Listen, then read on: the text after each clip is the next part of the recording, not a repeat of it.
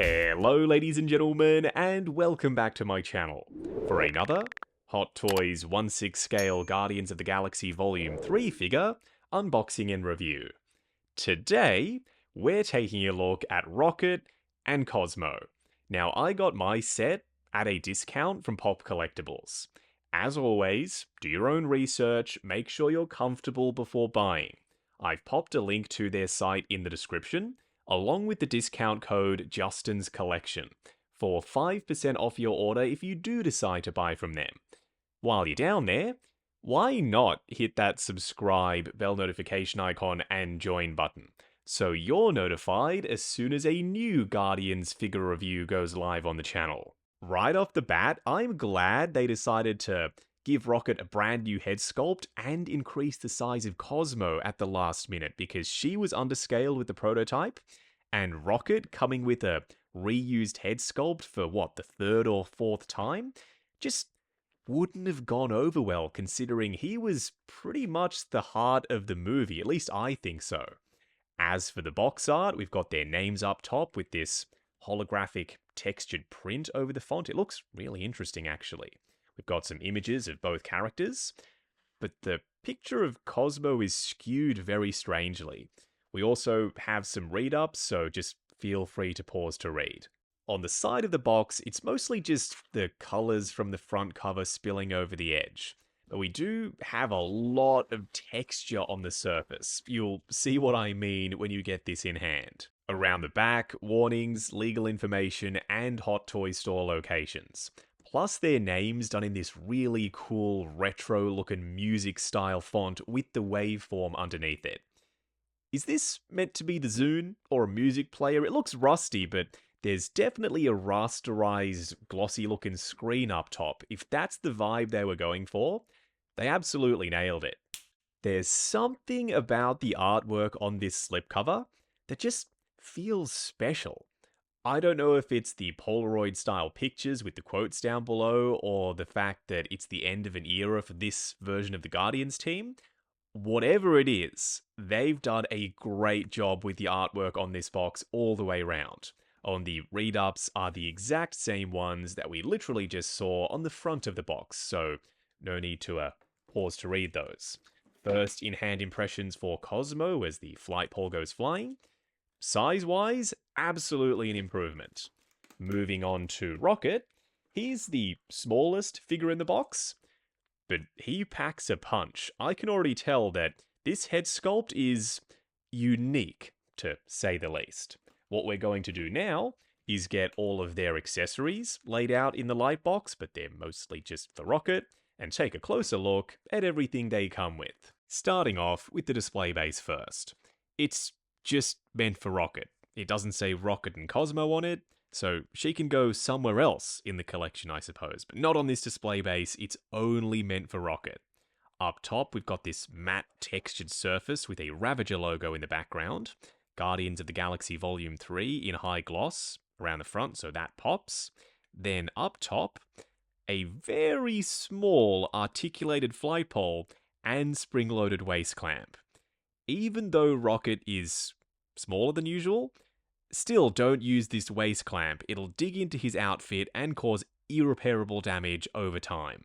They may not see Cosmo as a character worthy of a display base, but I do, so we'll be going into much more detail on Cosmo a little bit later in the video. When it comes to weaponry, we get some brand new blaster pistol molds for Rocket. They're painted in this shiny metallic gunmetal, then they've added some speckling of black paint over the top, and we've got some brown just as a wash in the crevices. It's been a while since I've seen the movie, and I only saw it once when it was in the cinema, so correct me if I'm wrong. I believe this is the keycard doohickey that he assembles to escape the High Evolutionaries compound. It's well painted and sculpted for as small as it is, especially that little section right there on the front with all of that little greebly work in that panel. Easily the best accessory here. There is so much detail on Rocket's BFG. You can't remove the magazine at the bottom. Nothing moves on this. This is just a static blaster. Does it go this way or this way? I think that's the trigger, so we'll go with this orientation. We've got some blue paint nestled within all of these silver pieces, some speckling over the top, as well as some really small little intricate sections on the inside. And lastly, a full array of microscopic little fingerless gloved hands for Rocket. You can see his fingernails, and there's some stitching sculpted in around the back. These trigger finger hands are made out of a rigid plastic. I would suggest heating them up first before you try and wedge any of the blasters inside of these hands. Next up, 2 closed fists and 2 splayed out finger open palm hands already installed on him right out of the box. What we're going to do now is get both Rocket and Cosmo themselves out here. Standing straight up and down in the light box, no crazy poses or accessories or anything like that. There's a lot to like here. There's also a lot that feels very lazy. Cosmo being a big hunk of PVC plastic, don't love that. There's pleather on this outfit, another thing I'm not fond of. And the proportions for Rocket are thrown off a little thanks to the bulkiness of the outfit. There's not much they can do about that because they wanted to reuse the rocket body they already had. Another thing that I find lazy. Still, I dig the look of the outfit, the dark, grungy red and blue for the uniform. Cosmo has presence, it's quite a large piece, and we're finally getting a brand new rocket head sculpt. After all these years, they've been recycling them. Not for this guy, he gets a new one. Up close and personal, kicking things off with Rocket's head sculpt. I appreciate the effort they went to giving us a new head sculpt. They didn't consult anyone on the expression, now did they? In Volume 3, Rocket went through some pretty heavy shit. He wasn't smirking most of the movie. He does make this expression from time to time. I just don't think it's fitting for the film that this version of Rocket is based on. I'm tempted to switch this head sculpt with one of the other Rockets already in my collection, because spoiler alert, you can do that. We'll try out some head swaps in just a moment. He's got these actual whiskers around the front that you can adjust if you so choose. Some of them are quite bent out of the box, so you're probably going to have to. He's squinting on one side, and the grin is lopsided as well. This sculpt works best with a head tilt. I'm not sure in which direction though. Let me know which works best for you down in the comments below. I'm pleased to report that they've ditched the metallic finish for Rocket's fur, and there's more shading for the white parts. It's not just stark white on brown. There's also some lighter brown dry brushing over the top just to blend it in a little.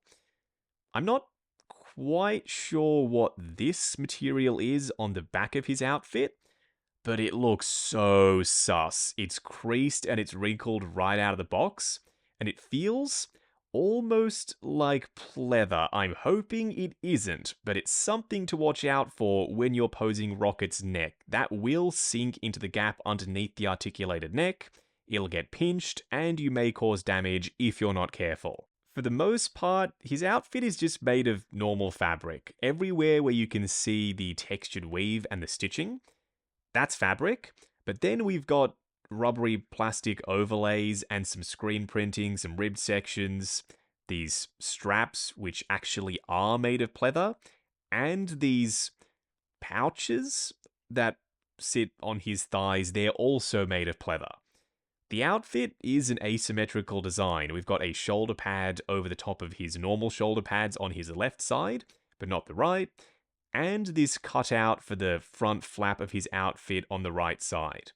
The Ravager logo is a separate piece of sculpted plastic. It's quite shiny and metallic. Then they've added a black wash to sink into the crevices so the detail pops. One really frustrating thing about this outfit, and I don't see any way around it really, is it's thick. It's quite heavy duty, so you can't properly bring his arms down by his sides. They're always flaring out like this. You can bend the elbows and then angle the arms in to try and fake it. You're always going to be able to tell that his arms are curved in like this, and that looks a touch unnatural. I know this sounds counterintuitive because the tail is articulated, so you should be able to move it all the time. Don't. All of my previous rockets have loose tails. As you can see, that ball joint isn't seated in the tail all the way. The crevice isn't big enough for this to actually plug on there. That way you've got more articulation, but it's a loose joint. So if you are moving this around, you'll spread out the connection for the softer PVC plastic tail. It'll become loose, and then it just won't want to stay on there. His belt is free floating, so you can adjust it. I prefer to push mine all the way down, actually, so his torso looks slightly longer. His legs are padded either underneath the outfit, or it's just the thickness of the material that's giving it that effect. Then we've got some split cut designs for his boots.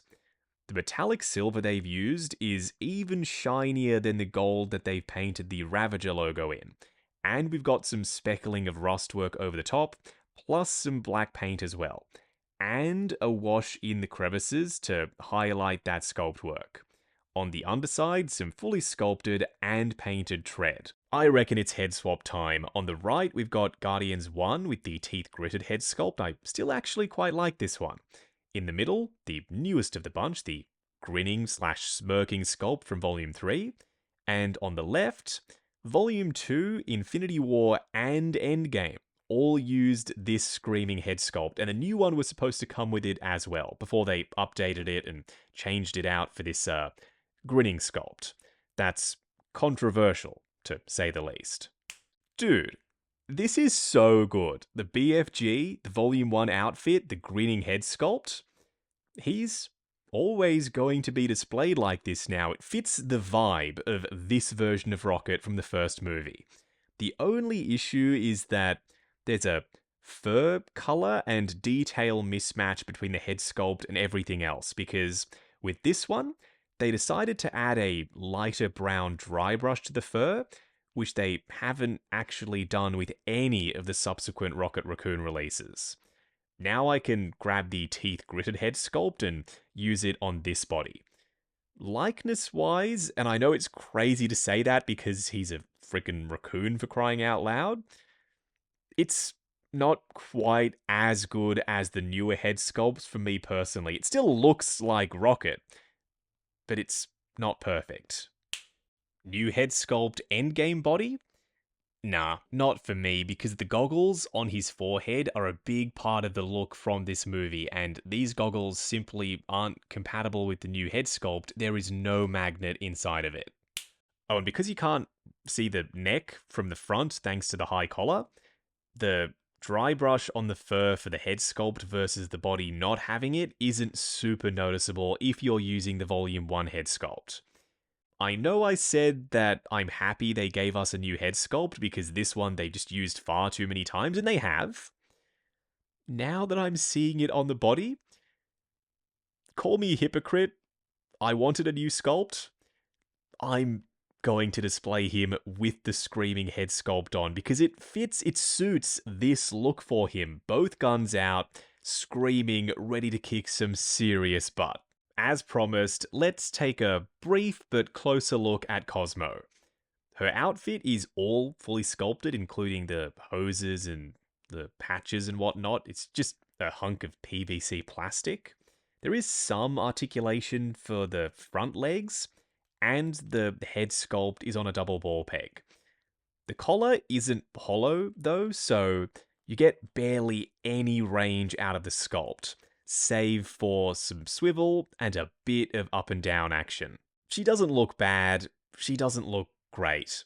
The outfit is plasticky and smooth looking. Some matte spray Hot Toys would have been nice over the top to dull it down a little. I'll have to do that myself, I guess. The tail has some shading on it down below, and the paw pads plus the nails have been fully painted. The legs do get gappy depending on how you angle them, so that's something that you're going to have to keep in mind when you're trying to pose Cosmo's legs. You're either going to end up with the gap up top or down below. It's unavoidable, really. The gap is going to go somewhere. The silver antennas on Cosmo's collar are made of a rubbery plastic. Even if you accidentally grab Cosmo by the collar and put pressure on these, I don't think they're going to break. They feel quite durable. We've got speaker grills on either side and some silver chipping, not just on the collar, but on these ports, as well as on the ribbed section, where it looks like the fabric is quite thin, and the silver rings for the accordion piece are showing through. The one saving grace for me is, look at this head sculpt. How can you be mad at a piece that looks like this? That's a good dog right there. She's got this big smile on, her eyebrows are raised, her eyes are wide open, helping sell that expression. And with a head tilt looking up at you, this sculpt helps bring this piece to life. So I've got complaints, it's far from perfect, but the sculpt is really solid. Detail-wise, there's plenty of fur texture, and I like how the tongue curls around the bottom teeth. That's a detail they could have easily missed. The inside of the mouth is glossy, so too are her eyes. I would have liked more texture on her snoot tip, because golden retrievers typically have this craggly leather grain texture on their snoots. They didn't do that, hers is smooth. That, if you're okay with everything else, I don't reckon is going to be a deal breaker. For a quick side-by-side comparison, going from left to right, we've got Rocket, Cosmo in the middle, and Groot, all from Guardians of the Galaxy Volume 3. That Groot is a beast of a figure. He towers over the other two. Next up, still my favourite Star-Lord. This is Peter Quill from the first movie. Scaling-wise, it looks about right. I'm no oversized Racoon expert, but I know dogs, and Cosmo might be a touch underscaled still. Nowhere near as bad as she was with the initial prototype. This third-party Adam Warlock does not get enough love. He's solid. He's not perfect. He's got some flaws. Overall, the head sculpt, the proportions, the outfit, the paint, they ticked a lot of boxes. And now, having an Adam Warlock to pose alongside Rocket and Cosmo, I'm glad I picked this piece up. I've zoomed in because all of the rest of the comparisons are going to be more Rocket figures. There was no need to have that much white space above their heads. On the left, we've got Volume 3. On the right, Volume 1. I prefer the look of Volume 1 with the new head sculpt on it. If we do actually end up getting the full team of Guardians from the third movie wearing matching outfits, then the figure on the left is probably going to be my favorite. Infinity War, now on the right, the outfits are similar with the navy blue. Then again, there's more gold and red and silver on the Volume 3 outfit. Having the exposed arms for Infinity War means that we've now got exposed joints to contend with. That immediately is going to be a turn-off for a lot of collectors. Ah yes, my favourite Hot Toys Rocket. This is him based off his appearance in Avengers Endgame. Still my favourite. I prefer him to the new one. The comic book accurate look for the outfit with the red scarf and the holsters, and then the brown accents with the blue outfit with the red striping. I can't get enough of it. That figure on the right is my definitive 1/6 scale Rocket Racoon. Going over articulation, starting off with Rocket's head sculpt. It's on a ball joint at the base of the neck and another one up underneath the head itself. Looking forward to there, restricted by the body underneath the outfit and the high collar perhaps. Looking up to there, further than going forward at least, we get swivel and pivot side to side. His arms will go up to there, restricted by everything, the shoulder pad, the bicep armor, and the outfit. Going forward and back, there's a butterfly joint at the shoulder that hinges up and down. Swivel at the elbow, bending to almost 90 before it springs back down. Then for the wrist peg, it's a ball joint and hinge and swivel. His torso crunches forward to there, going back to there, swivel and pivot side to side. His legs will go forward to there, going out to there, swivel at the upper thigh. Ball joint for the tail, single bend, I think, for the knee, getting you to almost 90. And then a split cut boot design and a ball joint for the ankles, good for forward and back rotation, as well as ankle tilt. Moving on to the 3 cool and 3 annoying things. The first annoying thing is they managed to sneak in just a little bit of pleather. They always do. They find a way, but these little panels on his hips, pleather. The straps on his torso, also pleather. The second annoying thing is Cosmo barely has any articulation anyway, but the points of articulation she does have are severely limited. The inside of the collar, is just painted black. This could have been a crevice that the head sculpt could have sat inside of. That way we would have had way more articulation left and right. As it stands, we only have rotation and a little bit of up and down. Oh, and while we're complaining, this outfit should have been full fabric over an articulated body, just like what they did with Rocket. The third annoying thing is, while I like the smirking head sculpt, some people are probably going to be mad that they changed it at the last minute for something so drastically different compared to what was shown with the prototype. The screaming one is much more fierce compared to the slightly goofy smirking expression that we got instead. The first cool thing is because they're using the exact same bodies underneath these outfits, the head sculpts are cross-compatible, so if you have one of the older Rockets, you want to give that figure the smirking sculpt, but then the new one, the screaming head, absolutely go for it. You can get that done, no problem. The second cool thing, I've got my issues with Cosmo, but at least she's the right size now. The initial prototype version was tiny, but with the final production one, they upped the size, and now she's going to scale correctly with the rest of the Guardians. The third cool thing, Rocket's weapons. Not only do they look interesting, but they're brand new sculpts, and the way they've been painted is just sublime. There's this really shiny metallic finish to them, and we've got a bunch of speckling and dirt and grime over the top as well. Wrapping up on Cosmo and Rocket based off their appearance in Guardians 3. Let me just rephrase that though, it's more like Rocket plus Cosmo as an accessory. She's not a figure, she's a massive letdown in my opinion. I like the head sculpt, everything else being this just chunk of PVC plastic, she feels like a bath toy. As for Rocket, is this their best Rocket yet? He came close. I give the win to Endgame, then this one, thanks to the new head sculpt and the outfit which, if they decide to make the rest of the team, and that's a big if, is going to look outstanding with them all in the same uniform. That's something that, in 1/6 scale, I don't think can be beaten for Guardians.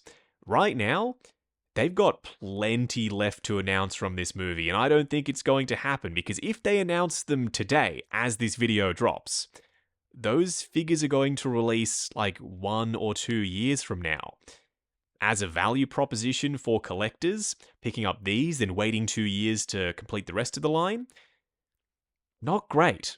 So it all works together. That's why you announce figures from the same movie in close proximity to one another, so nobody misses out on a core character and then decides, you know what, it's not worth it. I can't get Star-Lord, or I can't get Mantis, or I can't get Rocket. I'm not going to get the rest of the releases. So, do I recommend this set? If you're a Guardians fan and you love Volume 3, and you're short on space, you want something nice and compact and little to pop on your desk to represent that movie, you could do a hell of a lot worse than these two. But Hot Toys could have done a hell of a lot better with Cosmo. Rocket, fantastic. Now, I got mine at a discount from Pop Collectibles. As always, do your own research, make sure you're comfortable before buying. I have popped a link to their site in the description, along with the discount code Justin's Collection, for 5% off your order if you do decide to buy from them. While you're down there, why not hit that subscribe, bell notification icon, and join button, if you like the sound of seeing your name in the end credits of my reviews. Like, comment, and subscribe. We'll catch you in the next video.